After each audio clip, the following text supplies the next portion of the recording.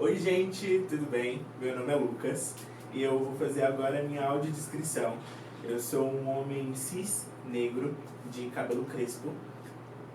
Eu já falei que eu sou negro, né? Meu cabelo é castanho escuro. Tenho barba e estou usando hoje uma blusa preta, uma blusa de frio cinza e é isso.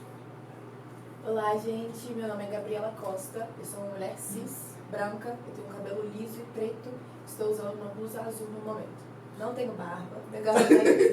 Não tenho barba.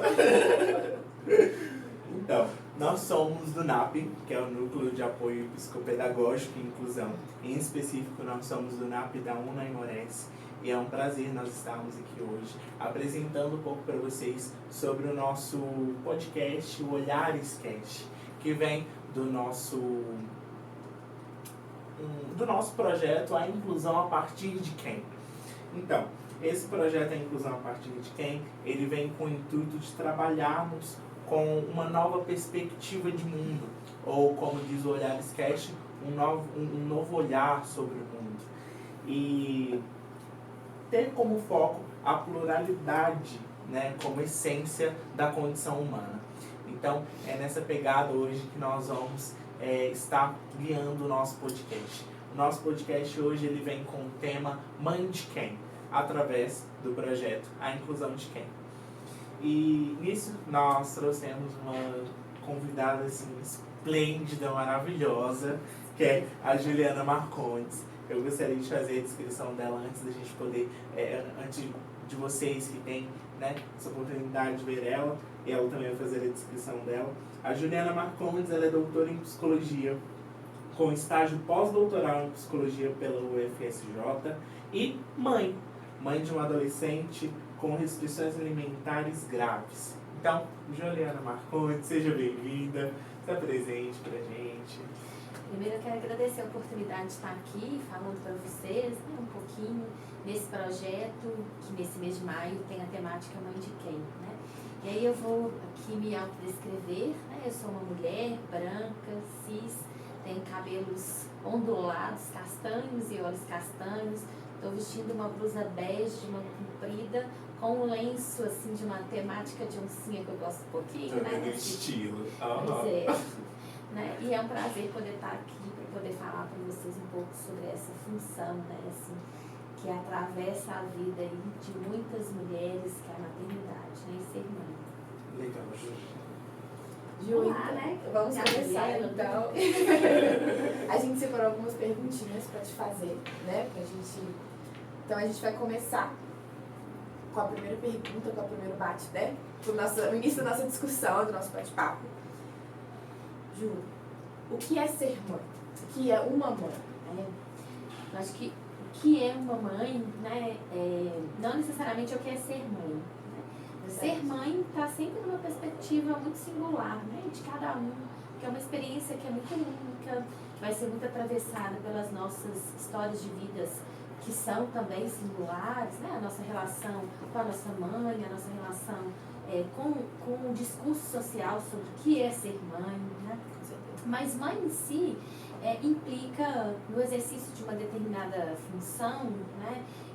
Que se refere ao cuidado com o outro, né? Esse outro que a gente nomeia aí de filho, de filha. Em algumas situações, né, a gente pode até dizer que a maternidade, que é essa função que a gente exerce nesse lugar de ser mãe, ela não necessariamente vai estar associada a um cuidado de um filho que a gente vai gestar esse filho, né? Um filho que pode ser adotado pelas diversas formas, né, assim, de adoção que a gente tem aí, né, assim, na sociedade, ou aquele, né, sobrinho, neto, que de alguma maneira a gente coloca aí nesse lugar com o qual a gente vai ter aí esse afeto, esse cuidado, essa preocupação, né, em relação à vida e, né, ao percurso que ele vai fazendo aí ao longo do seu desenvolvimento, né, porque tem uma questão, né, assim, nessa função de ser mãe que eu acho que é muito importante, né, que eu escutei a partir do momento em que eu me tornei mãe e fui vendo, né, o tanto que a maternidade vai nos colocando diversos desafios, que é um pouco sobre isso, assim, mãe é quase um ato de fé, né, assim, a gente vai fazendo essa aposta, né,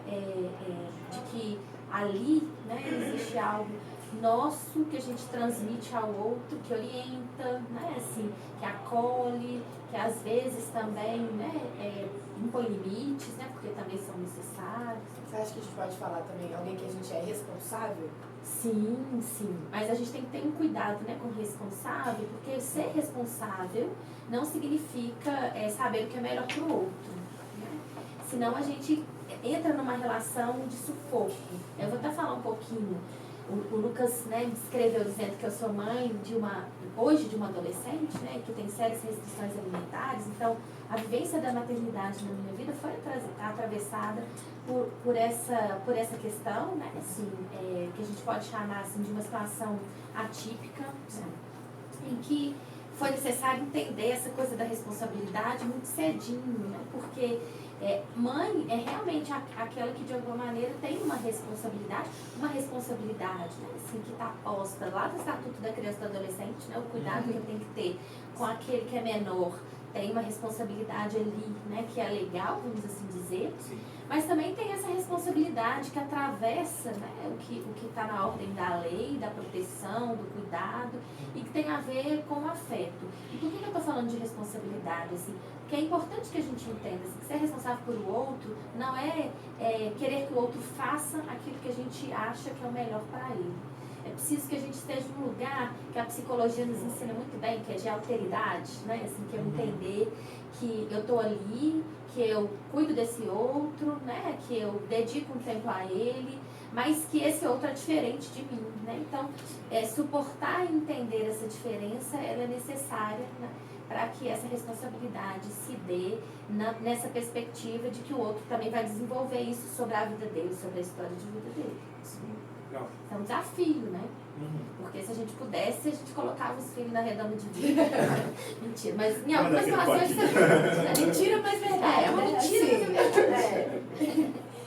E Ju, assim, dentro dessa perspectiva de entender que o outro não pensamos iguais, né? Que o outro é o outro, ele tem a própria experiência, a própria vida, a própria perspectiva, enfim, de mundo, de experiência de sociedade. Fala um pouco pra gente sobre o filho ideal, sobre o luto do filho ideal. Que é tão importante, né? Olha só, a gente tem um ideal de filho no discurso social, né? A gente tem um ideal de filho no discurso familiar das nossas famílias. Cada família com, né, assim, as suas crenças, com seus valores, tem um discurso sobre o filho ideal. E tem um discurso de um filho ideal que é pertencente a essa mulher, né, assim, que de alguma maneira se torna mãe. Esse filho ideal, a gente não se livra dele, a gente trata, né?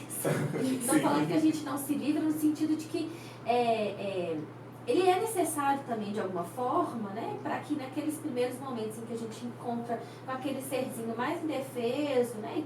E que tem a urgência e a necessidade da nossa proteção, que a gente consiga ali, né? Fazer um pouco essa função, amar. E aí, é ao longo desse processo que a gente vai entendendo, né, assim, que esse filho não é ideal. É no ideal porque ele chora, né, assim, não é ideal porque ele não fala pra gente a dor que ele tá sentindo e a gente fica desesperado. Às vezes não é ideal porque nasceu, né, com uma deficiência e ninguém espera, né, assim. E é isso, a gente não tem que esperar mesmo, não. Não vem com manual de instruções, não vem com manual de instruções. Não é ideal porque ao longo da vida ele vai fazendo escolhas muito diferentes daquelas que a gente planejou porque ele fosse fazer, né? Aí eu sonho. E não são escolhas só associadas à profissão, né? Porque isso eu acho que já é um dito muito comum na sociedade, né? Eu queria que meu filho tivesse feito tal coisa, ele fez tal coisa, né? Assim, esse filho ideal, ele vai diariamente, né, nos colocando diante da necessidade, eu acho que é essa que é a palavra, da gente olhar para aquele filho e entender que ele é um ser diferente, né? Assim, e isso também não me tira a responsabilidade de educá-lo, de ensinar o certo, de ensinar o errado, de dizer, né, assim, sobre o filho ideal que eu trago comigo, né? Mas não é a imposição desse filho ideal para que ele possa corresponder, né? E quando a gente está falando, né, assim, dessas questões que de alguma maneira nos mostram a fragilidade, né, assim, desse filho ideal, que está posto nessas realidades que a gente não quer enfrentar, que são as deficiências, os adoecimentos, ou as escolhas que fogem, né, às vezes das nossas perspectivas e dos nossos desejos, Expectativas, é né? necessário que a gente faça esse processo, né, assim, de luto, né, que é um processo de luto, porque é o luto de um filho ideal para que eu enxergue um filho possível, né? Nossa, Mas que também bom. é muito importante, porque olha só, nós enquanto mães e mulheres, né, assim, precisamos de fazer também o luto de uma maternidade ideal, né? De uma maternidade que a gente tem que dar conta de tudo, que tudo é lindo, que tudo é Tá interligado. perfeito, né? Isso mesmo. Para que a gente entenda a maternidade que é possível, né? Então, acho que as coisas elas estão um pouco próximas, né, umas das outras. Mas não é fácil também a gente fazer esse entendimento, né, assim, da existência desse luto diferente do ideal que eu carrego, mas é necessário. É por isso que a gente tem aqui um tanto de psicólogos, né, futuros profissionais. Né, psicólogos de informação. Futuros profissionais, isso mesmo. Sim, sim. Mas, então, já pegando esse gancho, né, sobre maternidade, sobre o luto, sobre o que é um filho ideal, e também, né, a gente enganchando, né, sobre o diferente, a gente queria falar um pouquinho também sobre o que é inclusão e o que é uma diversidade, né? Na psicologia, quando nós vamos entender grupos, nós entendemos que grupos ou eles estão relacionados a 2 pessoas, ou a 4, ou a 5, ou a 1000.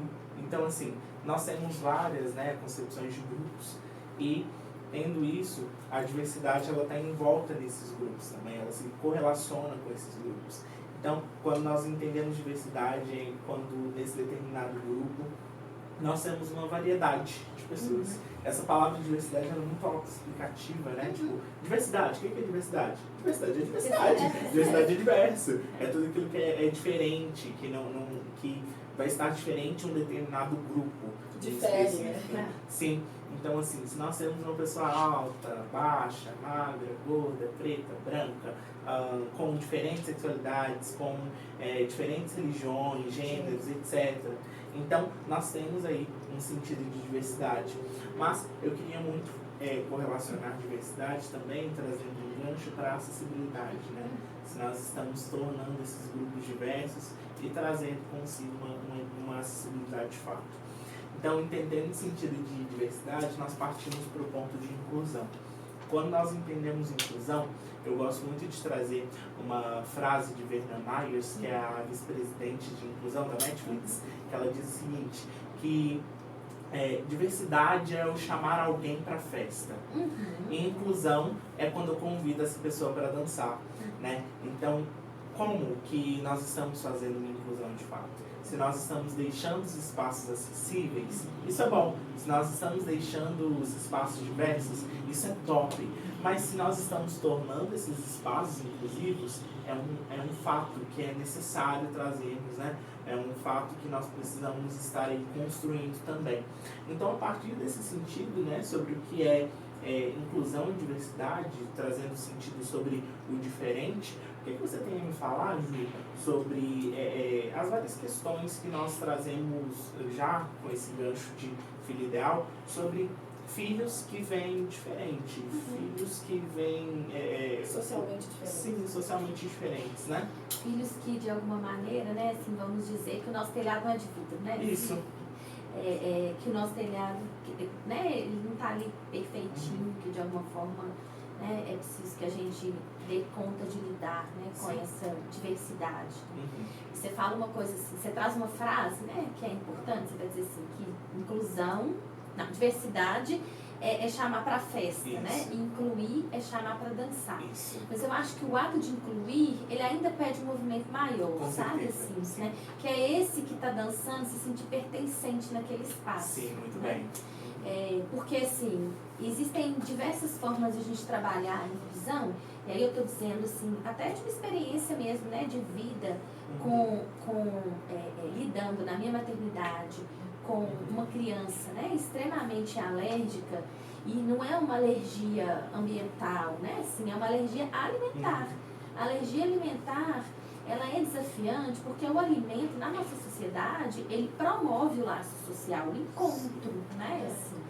E quando você lida com essa dificuldade de estar num espaço em que aquilo que promove o laço pode causar, né, a morte do seu filho, né, assim, Porque a gente está falando de casos graves, em que o cheiro pode causar uma anafilaxia, um beijo pode levar essa criança, né, assim, a desencadear uma reação alérgica que pode, né, assim, ser muito grave. Qualquer ingestão, por menor que seja, né, pode causar essa seriedade dessa reação. Né? Então, essa inclusão, ela também parte do princípio dessa criança, né, ou desse outro que aí está nesse lugar e traz a marca dessa diversidade, se sentir pertencente, né, assim, por mais que, né, quando a gente fala de inclusão nesses aspectos, a gente não está falando de possibilidades de fazer com que essa vivência do outro seja igual à minha, né? Não tem como eu fazer a vivência igual, né, assim, nós vamos todo mundo por balanço lá no parquinho da escola, né? Assim, e eu tenho uma aluna que tem uma deficiência, né? Ela pode ser visual, pode ser, né? Ela pode ter uma deficiência física e que essa experiência vai ser atravessada, né?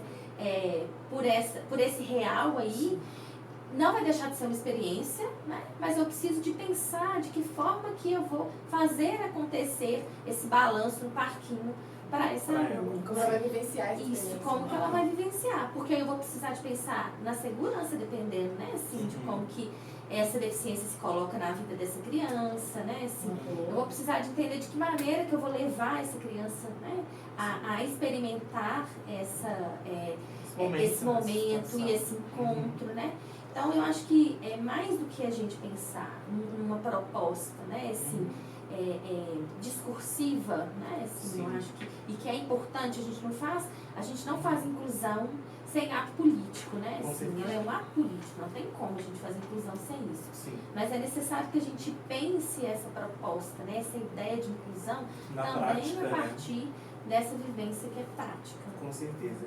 É muito falar sobre pegando, né, esse gancho sobre as vivências que nós temos com mães que passam por essas situações, que seria, tipo, uma questão que a gente vê, né, hoje em dia, que é, uma mãe que com muito esforço descobriu que o filho tem algum diagnóstico. O meu filho ele tem TEA, o meu filho tem TOD, o meu filho tem TDAH, o meu filho tem alguma deficiência, meu filho ele tem alguma demanda que eu vou precisar passar junto com ele e como que a gente consegue ver esse sentido de ou naturalizar ou a gente poder trazer a importância que se tem às mães, né, ou não somente as mães, né, mas os responsáveis, né, os pais, etc. Olharem para isso com um olhar de tipo, olha, tenho isso, agora a gente vai ter que lidar com isso. Como que você vê essa questão? Esse olhar de naturalidade mesmo. Eu acho que a gente percebe assim, o quanto que as mães, né, quando elas encontram na maternidade o desafio de lidar, né, com um filho que de alguma maneira é atravessado na sua história de vida, né, por uma necessidade diferenciada daquela que se espera, né, em razão ou de alguma deficiência, ou de alguma situação de saúde, Sim. Ela quase se torna uma militante daquela causa, né? Sim. Eu estou falando quase se causa. Por quê?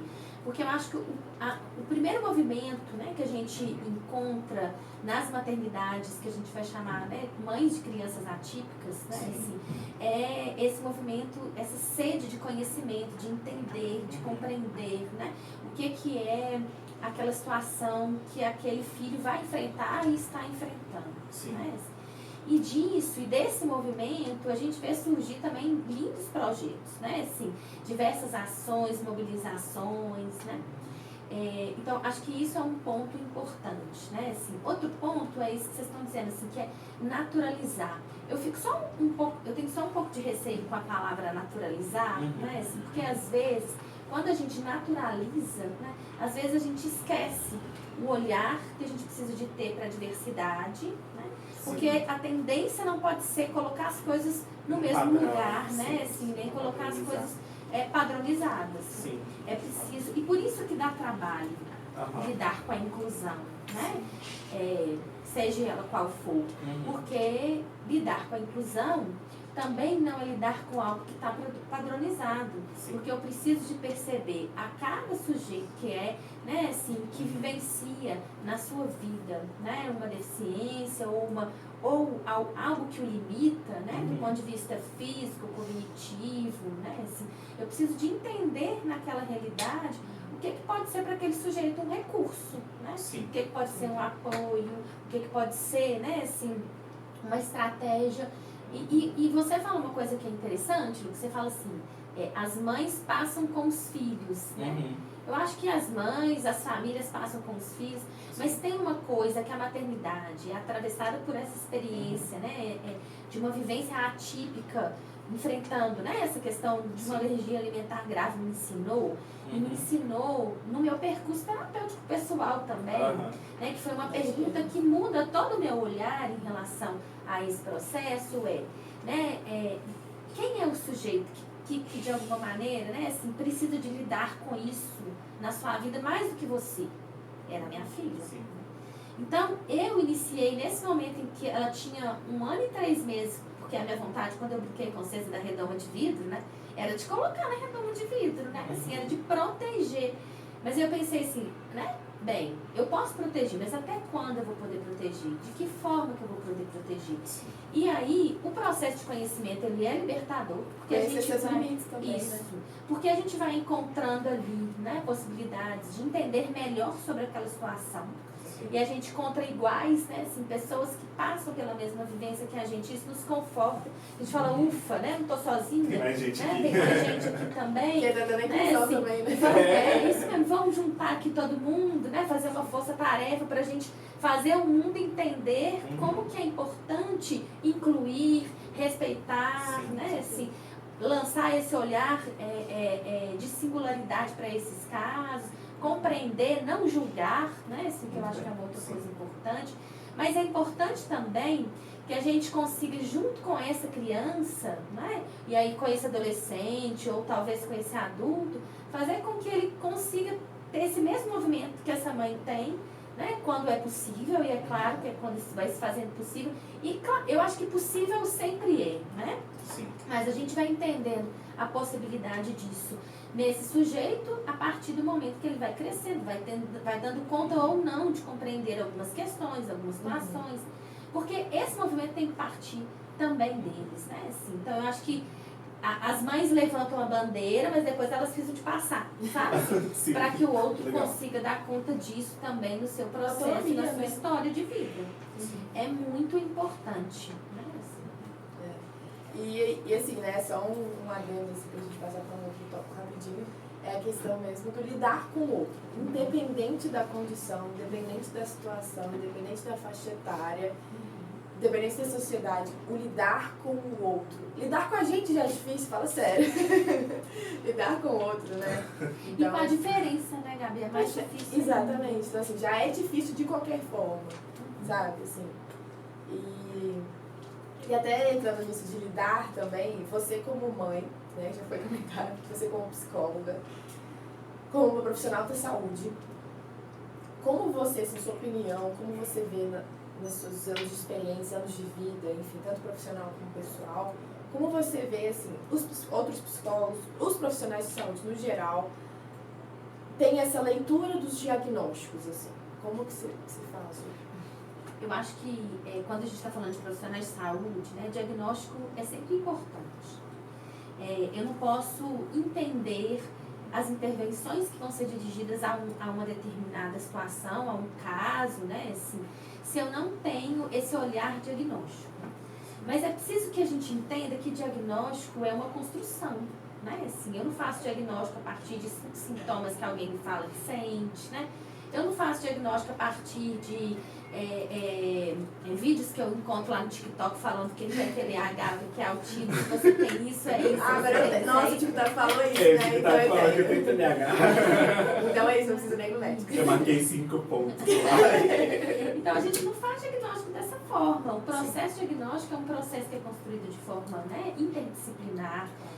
dialogando com outros profissionais de saúde, né? Assim, a partir de um processo atento de escuta, de anamnese, de construção de caso, né? E é importante de acompanhamento, para que a gente consiga, sim, formular um diagnóstico. E o diagnóstico, ele tem, eu acredito que ele tem duas funções, né? Assim, primeiro, que para aquelas pessoas que estão ali sem entender o que está acontecendo, encontrar esse diagnóstico pode ser libertador, porque a pessoa fala, bem, entendi agora o que eu tenho, compreendi, né? Mas é preciso ir para além disso, né? Porque o diagnóstico é o que orienta o meu percurso daqui para frente. Não é o que orienta o que eu vivi daqui para trás, né? É a partir desse diagnóstico que eu vou entender as minhas possibilidades, a necessidade de acompanhamentos especiais, né? É a partir do diagnóstico que eu vou entender aonde que eu preciso de trabalhar algumas habilidades para que eu possa desenvolver, né, mais no trabalho, na minha relação social, na minha relação familiar. É a partir do diagnóstico também que a família compreende algumas situações e muda, né, assim, alguns comportamentos e hábitos para auxiliar essa pessoa nesse processo, né? Então, ele é super importante, só que ele tem que ser conduzido de forma responsável, né? E ele tem que ser conduzido por profissionais que, de alguma maneira, numa conduta interdisciplinar, vão tratar e escutar aquele sujeito, não para que ele fique preso a esse diagnóstico. Ele fala, bem, agora eu tenho isso, acabou, né? Já sei o que eu tenho, a vida segue. Também, né? É justamente eu sou o TDAH. O TDAH, ele não pode definir uma pessoa, o autismo também não, né? Mas ele pode orientar aquele sujeito a entender na sua história de vida passada, claro, porque a gente consegue, né? É como se o diagnóstico colocasse num lugar aquilo que estava cheio de dúvida para trás, né? Mas aí eu preciso que eu projete isso para frente. O que eu vou fazer com isso daqui para frente? O que eu posso buscar de apoio? O que eu vou fazer nesse papel aqui? Né? Assim, eu acho que isso é importante. Por isso que ele é libertador nesse sentido, né? Mas não no sentido de que, então, a partir de agora eu já sei o que eu tenho e está tudo certo. Mas no sentido de que, a partir de agora, sabendo o que eu tenho, eu vou buscar, né, entender quais são os recursos necessários para que eu possa trabalhar os meus projetos de vida, os meus sonhos. E pensando, quando a gente está falando da psicologia, né, pensando sempre numa lógica de promoção de saúde, né? Sim, é importante. E nessa linha ainda, sabe, para uma mãe, né? A mãe foi lá, conseguiu o diagnóstico do filho. O que é que eu faço agora com isso? Como é que eu vou fazer para o meu filho ele estar interagindo com a sociedade, ele está se relacionando com as pessoas, igual no caso da sua filha, Ju. Nossa, eu tenho um diagnóstico, eu sei que minha filha ela tem que lidar com essas questões na festinha que tem na escola. E agora, como é que minha filha vai fazer? O que ela vai comer lá? Ela nunca deixou de ir. Acredita? Legal. Então conta um pouquinho pra gente.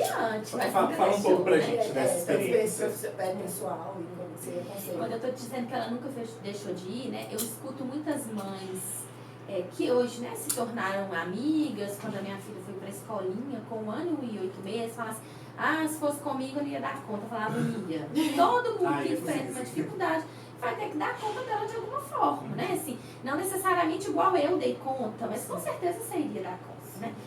Essa maternidade atípica, né, assim, me fez desenvolver várias habilidades que eu não tinha, né? Isso foi ótimo, porque assim, eu não sabia fazer um bolo. O primeiro bolo que eu fiz, ele era solado. Uma amiga minha falou comigo assim, ela foi me visitar, né? Assim, a Júlia já era grandinha, eu falei, não, preciso fazer um bolo, né? Posso comprar um bolo, vou fazer um bolo. E aí ela fala assim, aquele seu bolo brownie, né? Porque ele não cresceu de jeito nenhum. Oh, meu Deus! Mas depois disso eu me tornei uma cozinheira maravilhosa. Masterchef.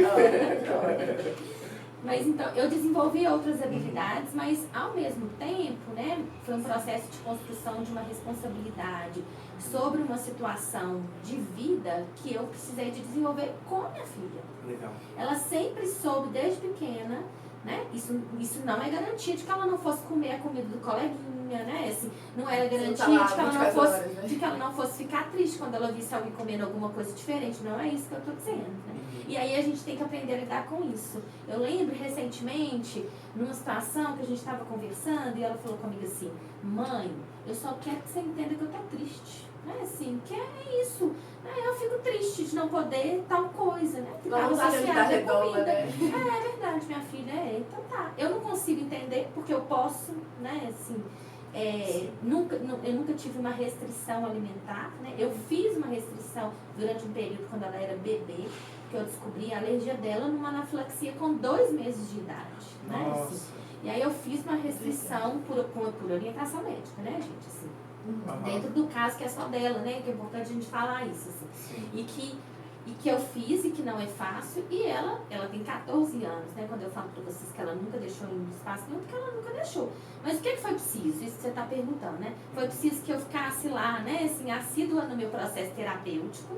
Foi preciso que eu buscasse profissionais de saúde que me desse um aporte para entender o que é aquela alergia que ela estava, né, assim, apresentando. E foi preciso que ela também tivesse esse espaço de aporte, né, assim, que ela pudesse, no percurso terapêutico dela, dar conta das questões dela, das emoções, né, assim. Então, isso é muito importante, né? Eu lembro de uma festa de 15 anos que ela foi recentemente, e o meu maior dilema foi encontrar uma bolsa. E as pessoas falam assim, uma bolsa, Juliana? Porque na bolsa dela tem que caber a adrenalina auto-injetável, tem que caber o antialérgico, tem que caber todo o kit que ela anda com ele, assim. E as pessoas falam assim, gente, mas pra quê?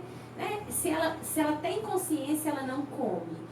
Mas ela reagia, né? Assim, se você esbarrasse nela, com um sorvete, ela tinha uma reação. Né? Então, esse cuidado, né, assim, de portar essa medicação aonde ela vai, né, é necessário. Sim. E aí ela fala assim, mãe, essa bolsa não foi legal. Por que, minha filha? Porque eu tive que dançar com ela pendurada, assim, e essa alcinha machucou meu ombro, né? Então, são esses detalhes que vão sendo possíveis a partir do momento em que a gente vai entendendo essas dificuldades. E aí a gente vai, né, assim, se sentindo assim, arrasada como mãe, nossa, meu Deus, que difícil. E aí a gente vai buscar apoio para isso, né? E é isso, a gente vai com medo, né? Vai na fé, né? Assim, vai com essa insegurança. Mas a maior segurança que eu acho que a gente tem que ter, né? Tem que estar na aposta de que a inclusão, né? Ela é necessária, então por isso ela é um ato político. A gente não pode falar de inclusão fora dessa esfera, né? Não tem jeito. Porque é necessário que a gente mude formas e olhares, né? E isso não é fácil de fazer. E com certeza, né? A gente queria muito focar nessa palavra que você disse, Ju, que é um suporte, né, nesse processo. É muito interessante a gente pensar que é necessário que tenhamos pessoas próximas, tenhamos ajuda, tenhamos... que, na verdade, não tenhamos vergonha de procurar ajuda, porque estamos aí e temos momentos que nós estaremos fortes, tem momento aí que a gente vai estar fraco, que a gente vai precisar de uma ajuda, que a gente vai precisar de um amigo, de alguém da família, mas também de um profissional, de um psicólogo, de uma escuta ativa, né? Empática, né? Sim, muitas vezes também nós vamos precisar de medicação também. Então, assim, estarmos, né, atentos para essas coisas. Mas... Eu achei muito, desculpa te interromper, Lucas, eu achei muito legal também que entra muito no você jogou para ela essa questão das mães, né, como que elas passam por isso, mas sabe, essa questão de incluir o filho na sociedade aí, né, como que isso funciona. E depois, pós-diagnóstico, que você já tinha falado antes também, eu achei muito legal que você fez questão de, em inúmeros momentos das suas falas, desde o início, essa questão, isso foi a sua experiência.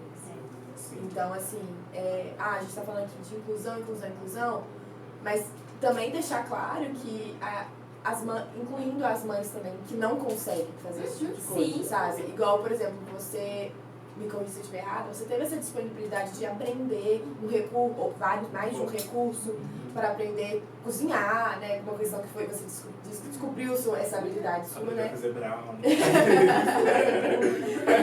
É boa. Não, a gente já quer provar o bolo. Brownie é craque do sabor, entendeu? Óbvio, a intenção, né? Elas são as pessoas que entenderam errado. Sim. Mas assim, então eu acho isso muito bacana a gente reforçar também. E que é isso? De incluir todo mundo mesmo, que não é todo mundo que consegue, não é toda mãe, não é todo responsável, assim, né? Pai, enfim, independente daquele que está cuidando, né? A pessoa que cuida, esse ato de cuidar e essa acessibilidade tem limites, né, para cada um. A acessibilidade é muito pessoal.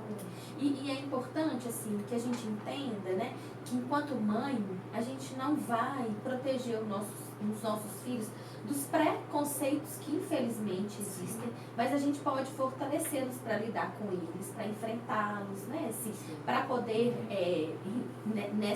nessa esfera, né, assim, social, também denunciá-los, né, que é importante, e lutar. Por isso que inclusão é um ato político. Né? E aí, essa outra questão que você fala da diversidade, né, do tanto que cada maternidade é única, né? Mas eu acho que, independente da forma como a gente encontra para lidar com isso, né, a gente sempre encontra uma forma e ela tem que ser validada. Né? E o apoio psicológico, né, não é porque eu sou psicóloga e vocês, né, assim, estão aí no processo de formação para se tornarem psicólogos, o apoio psicológico ele faz toda a diferença nesse processo. Porque às vezes é o psicólogo que nesse processo de escuta empática, né, nesse processo de escuta acolhedora, que acolhe realmente, né, assim, essa diferença dentro da singularidade que ela se apresenta, é que vai às vezes, nesse momento em que a gente não encontra saídas, nos orientar em algumas portas, né, que a gente pode tentar abrir. Né? Assim, então, o profissional de psicologia faz muita diferença. Às vezes não é a porta, é uma janela, né? Peraí, consegui. Mas sim. Ju, assim, a gente agradece muito pela sua participação, porque, nossa, uma carreta de coisa aí que a gente conseguiu aproveitar hoje, um bate-papo tão gostoso que a gente teve agora. Então, assim, a gente agradece. Sim, a gente agradece muito. E no início também a gente foi comentado, eu acho só importante frisar, antes da gente finalizar, que nós somos do NAP, é um podcast do NAP, e que caso vocês precisem, né, que é um núcleo de apoio psicopedagógico e inclusão, só para frisar mesmo, e que se vocês precisarem de mais alguma informação, qualquer pessoa que estiver vendo, qualquer informação também, a gente tem o site da UNA, que é una.br/NAP, que lá tem todas as informações que você precisa, somos totalmente acessíveis. Nós somos acessíveis. Somos inclusivos, diversos e acessíveis. Mas é isso, Ju. Então, um abraço. Deixa sua palavra aí para os nossos telespectadores. Eu quero só agradecer esse momento, né? Esse momento em que a gente torna possível levar de alguma forma, num diálogo tão descontraído, né? A importância da inclusão e da gente considerar a diversidade, né? Porque é só assim que a gente vai conseguir promover mudanças. E uma coisa que eu acho que a maternidade e as maternidades atípicas nos ensinam, né, assim, é que esse movimento, às vezes, ele pode parecer um movimento de formiguinha, né, pequenininho, mas é assim que a gente vai transformar, de alguma maneira, a sociedade numa perspectiva maior. Né? A gente não pode desistir, né, assim, do micro, porque é ali que a gente alcança o macro, né? Com certeza. Então, gente, tchau para vocês. Tchau, e gente. Fiquem ligados, porque depois vem muito mais conteúdo por aí. Então não percam, nos acompanhem pelas redes sociais, a inclusão a partir de quem, também acesse o site e também é isso. Um forte abraço, viu?